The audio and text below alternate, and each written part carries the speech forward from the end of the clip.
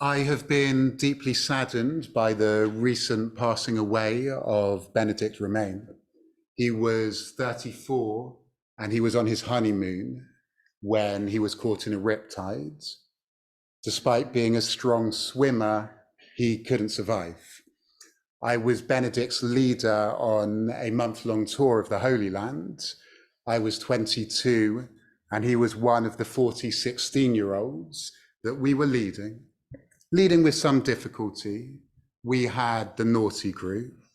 I enjoyed, though, Ben's sense of fun and brightness. He was, I think, the most popular person on the tour.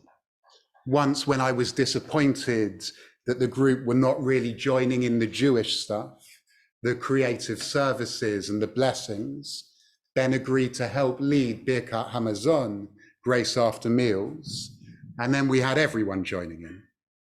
In the last few years, when I bumped into him at a couple weddings, I really genuinely enjoyed talking to him. He now had a clear thoughtfulness and was still a breath of fresh air, still fun, more interesting than my other conversations. His parents are both rabbis, Sybil Sheridan and Jonathan Remain, and I was touched when they asked me if I could do the funeral, which is later this week, saying that Benedict respected me. I want to do anything I can for them, for the family, for Benedict.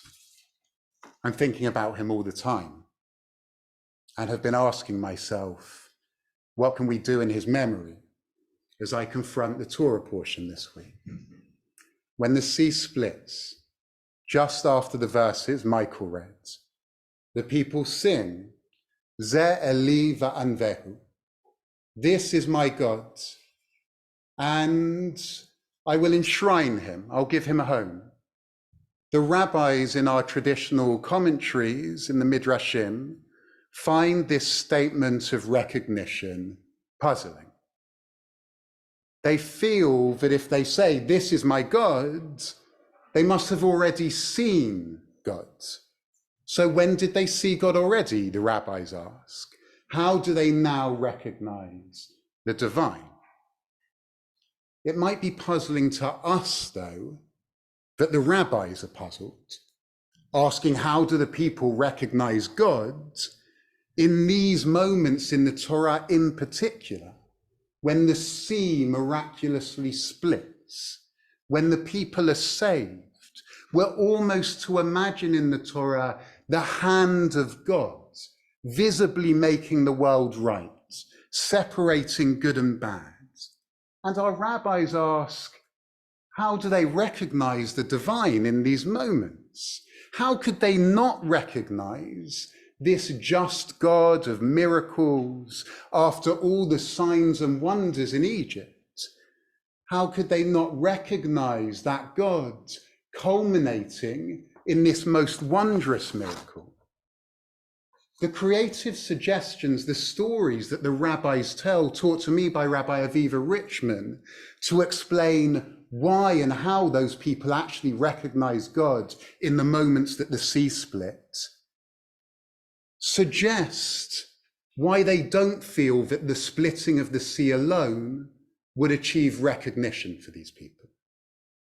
We find in the creative commentaries an ancient idea that the Israelite children who were once thrown into the Nile at Pharaoh's command somehow were returned.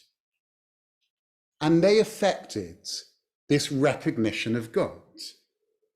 It says in the commentaries, how do we know that the sons thrown into the Nile River went up with their parents out of Egypt? The Holy Blessed One, they say, signaled to the angel appointed over the water, and it spit them out into the wilderness, and those children ate and drank and flourished there. There are two versions of this story in which returned children prompt the recognition of the divine. In one version, those lost children suddenly return at the very crossing of the sea. They're amazed to see their parents again.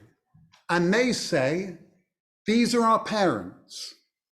And then in this version, the parents, moved by this encounter with children, declare, and this is our God. In another version, those children thrown into the sea miraculously were brought back in Egypt before the splitting of the sea. They returned to their homes there. And then when they encounter with their families the splitting of the sea, they are the first to declare, recognizing their protector, this is my God, before everyone else joins in. It's the children here in this version that guide their elders to recognize the divine. Whereas in the previous version, it's the very encounter with the children that is divine. I don't think the people we have lost will physically come back in our lifetimes. I don't think the rabbis who authored these stories feel that either. But I am moved by how the rabbis relocate the miracle, how they redirect us to the divine, teaching us to cherish intimacy, people, love, instead of seeing God in that transcendent awe, in that violence, when you could have so easily said, there is God. Instead, the rabbis see the reconnection of humans and say, there is God. Why at this very point, when the power of God is tearing up and redeeming the world in the Torah portion, why do our rabbis look for another explanation for how people recognize the divine? I think they know that we live in an unredeemed world, that somebody who has lost a child, even as the sea parts, will struggle to see the divine in a just world. They know that we live in a profoundly unjust world. So we look instead to our comforts, to our memories, to our loves, to people. We learn to find the divine in people, to find the divine in love. Love people more, your family, your community, people. Just love people more. Love those you have lost. Continue to love them even more. Learn from people, those next to you, those younger than you, those no longer with you. The interpretive act of seeing God, not exactly in the sea-splitting miracle, but instead in parents and children reuniting, teaches us what the prophet Elijah was once taught. He comes to the mountain full of fire, searching for God to right this world, just him and God against the whole world. And lo, the eternal passed by. There was a great and mighty wind, splitting mountains and shattering rocks by the power of the eternal. But the eternal was not in the wind. After the wind, an earthquake, but the Lord was not in the earthquake. After the earthquake, fire, but the Lord was not in the fire. And after the fire, the still small voice. And that's where we suspect we're to look for the eternal.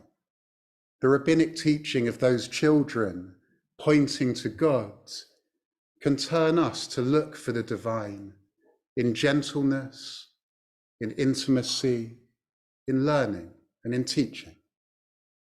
In this community, find the invitation to care for people more and to receive care, and thus make this world more divine. Join our Chesed team, our care team, calling someone who has suffered a loss.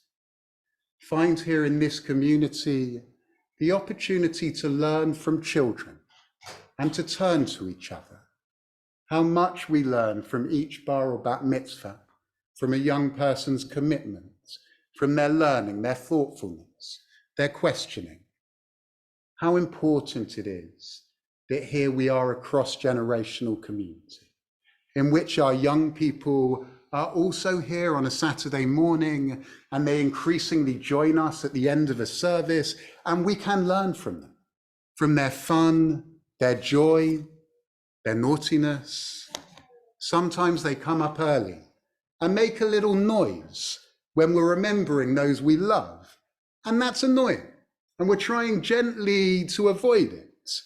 But the most important thing is that we're here together, kind to each other, patient with each other, appreciating each other, learning from each other. So in memory of Benedict Remain, let us each try to love people more. Shabbat Shalom.